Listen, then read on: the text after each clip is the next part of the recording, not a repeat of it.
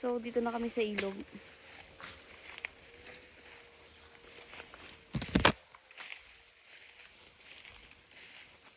Ilagay siya.